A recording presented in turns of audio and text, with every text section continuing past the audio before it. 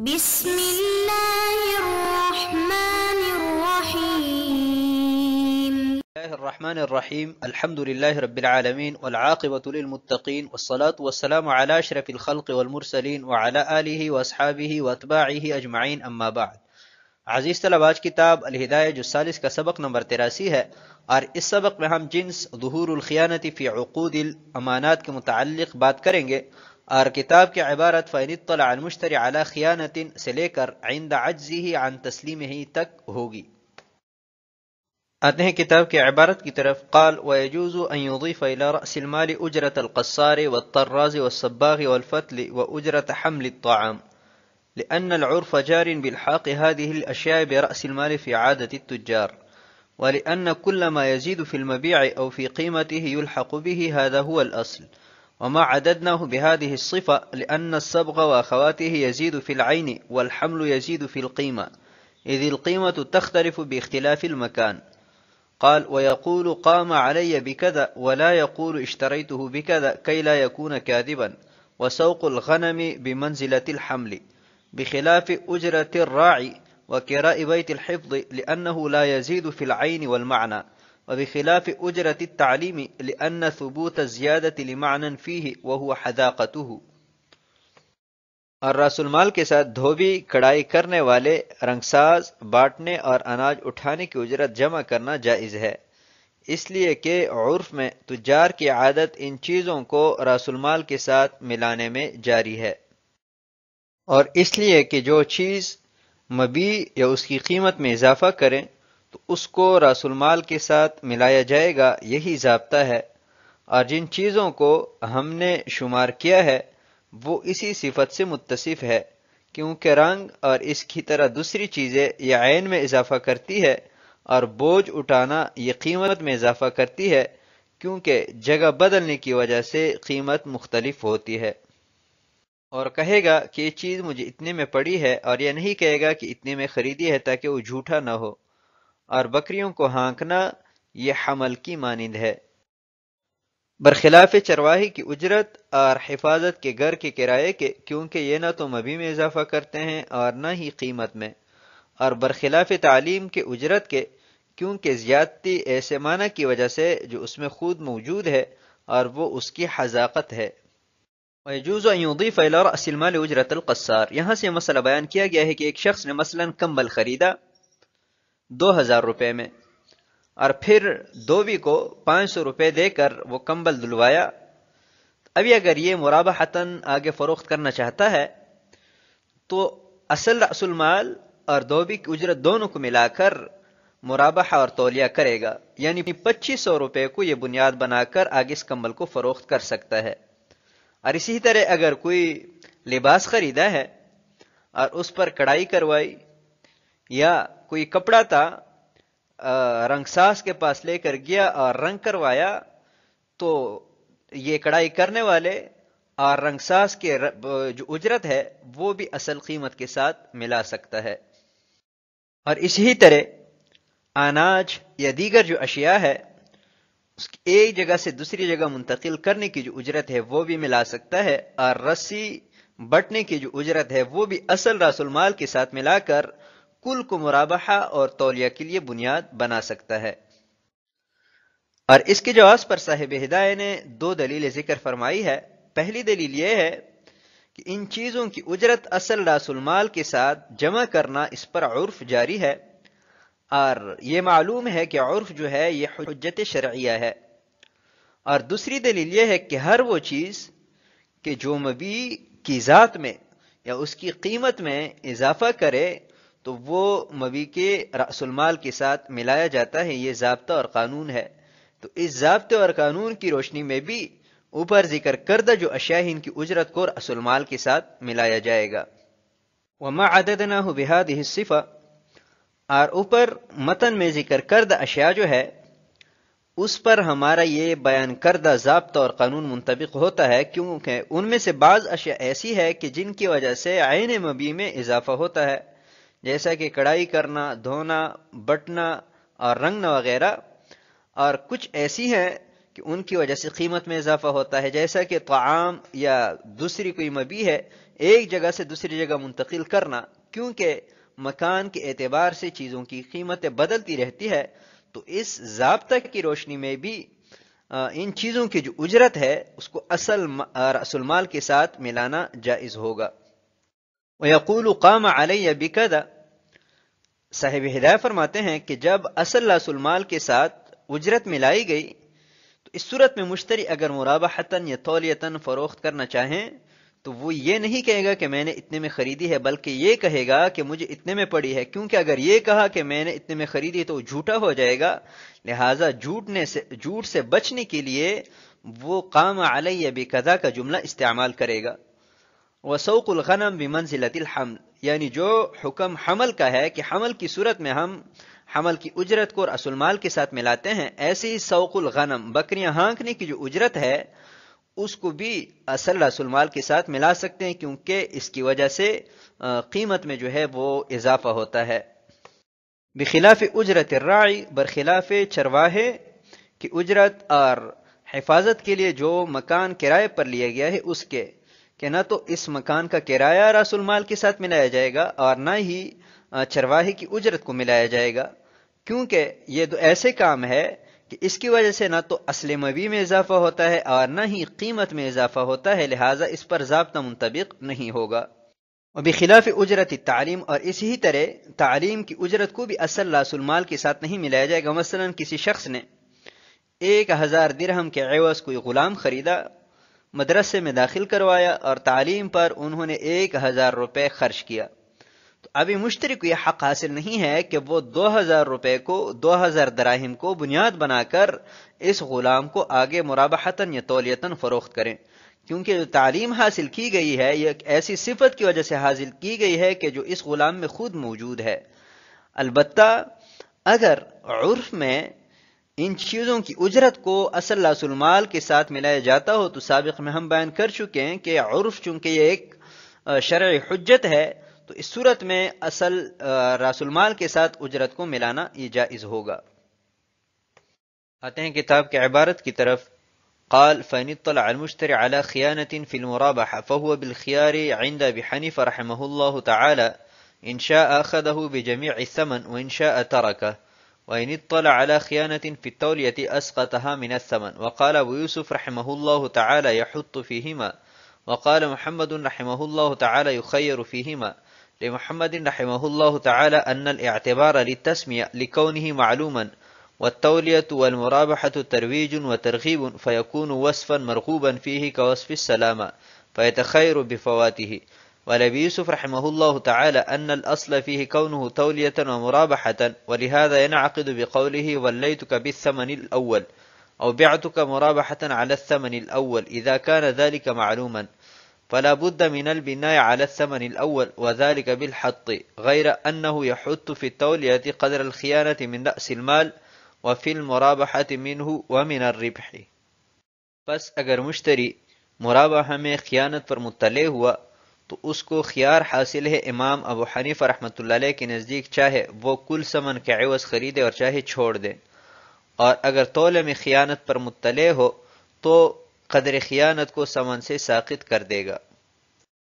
اور امام ابو یوسف رحمۃ اللہ علیہ فرماتے ہیں کہ دونوں عقود میں مقدار خیانت کو ساقط کرے گا، اور امام محمد رحمۃ اللہ علیہ فرماتے ہیں کہ دونوں عقود میں اس کو خیار دیا جائے گا۔ امام محمد رحمۃ اللہ علیہ کی دلیل یہ ہے کہ اعتبار تسمیہ کا ہے اس کے معلوم ہونے کی وجہ سے، اور تولیہ و مرابحہ یہ رواج دینے اور ابھارنے کے لیے ہے، لہٰذا سلامتی کے وصف کی طرح یہ وصف مرغوب فی ہوگا، اس لیے اس کے فوت ہونے کی وجہ سے اس کو اختیار دیا جائے گا۔ اور امام ابو یوسف رحمۃ اللہ علیہ کی دلیل یہ ہے کہ اصل تولیہ اور مرابحہ ہونا ہے، اور اس لیے عقد منعقد ہو جاتا ہے اس کی اس قول سے کہ ولیتک بالثمن الاول یا بعتک مرابحۃ علی الثمن الاول، بشرط کہ ثمن معلوم ہو، لہذا ثمن اول پر بنا ضروری ہے اور یہ حد سے ہی ہوگا، مگر یہ کہ تولیہ میں مقدار خیانت کو راس المال سے کم کیا جائے گا اور مرابحہ میں مقدار خیانت اور نفع میں سے کم کیا جائے گا۔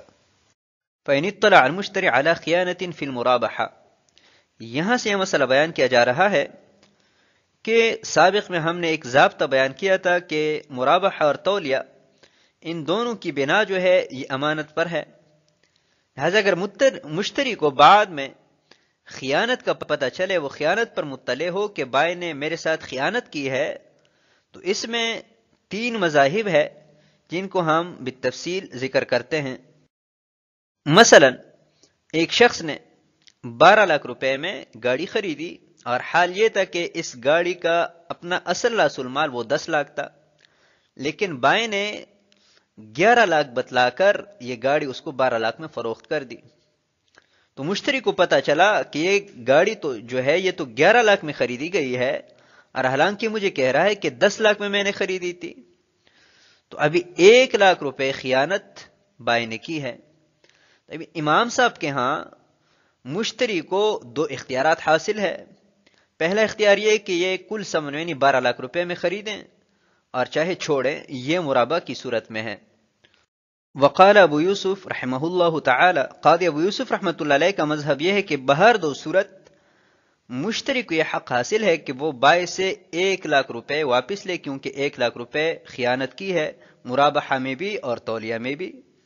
اور امام محمد رحمۃ اللہ علیہ کے نزدیک بہر 2 صورت مشتری کو اختیار دیا جائے گا، چاہے کل ثمن کے عوض خریدیں اور چاہے چھوڑیں۔ لمحمد رحمہ اللہ تعالی، امام محمد رحمۃ اللہ علیہ کی دلیل یہ ہے کہ اصل اعتبار تسمیہ کا ہے، یعنی عقد کے دوران جو ثمن متعین کیا گیا ہے اس کا اعتبار ہے، اور جہاں تک تولیہ اور مرابحہ کی بات ہے یہ تو صرف رواج دینے اور ابھرنے کے لیے ہے، یہ اوصاف کے قبیل میں سے ہیں۔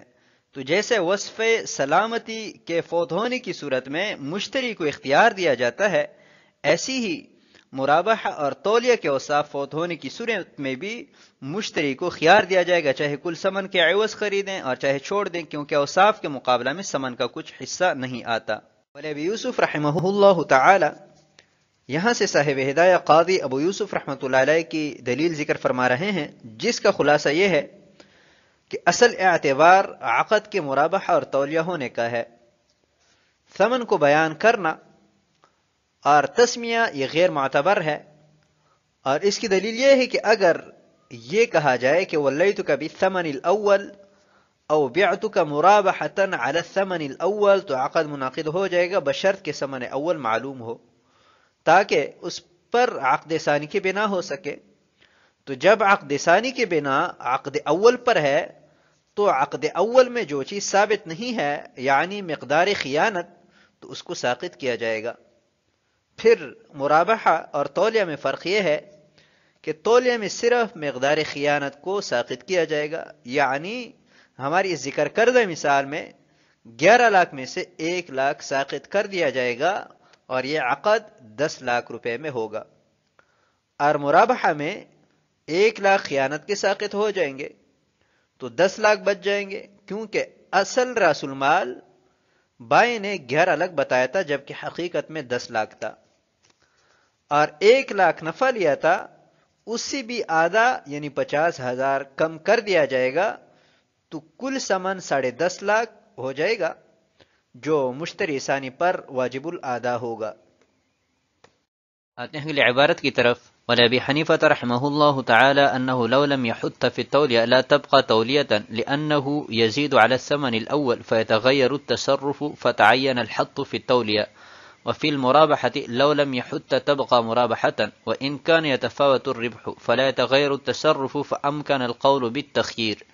فلو هلك قبل أن يرده أو حدث فيه ما يمنع الفسخ يلزمه جميع الثمن في الروايات الظاهرة، لأنه مجرد خيار لا يقابله شيء من الثمن كخيار الرؤية والشرط، بخلاف خيار العيب لأنه مطالبة بتسليم الفائت فيسقط ما يقابله عند عجزه عن تسليمه۔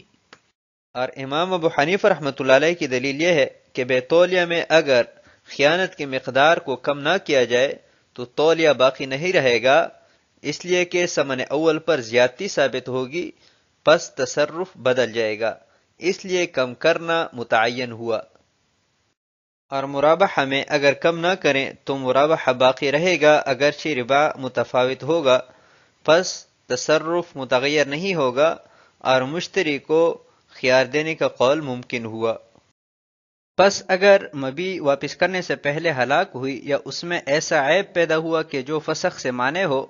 تو مشتری کو کل ثمن لازم ہوگی روایت ظاہرہ میں، اس لیے کہ محض ایسا خیار تھا کہ جس کے مقابلے میں ثمن کا کچھ حصہ نہیں ہے، خیار رؤیت اور خیار شرط کی طرح، بخلاف خیار عیب کے کہ وہ جزء فائد کے حوالگی کا مطالبہ ہے اور اس کے واپس کرنے سے عاجز ہونے کی صورت میں اتنا ثمن کم ہو جائے گا۔ ولابی حنیفہ رحمہ اللہ تعالی،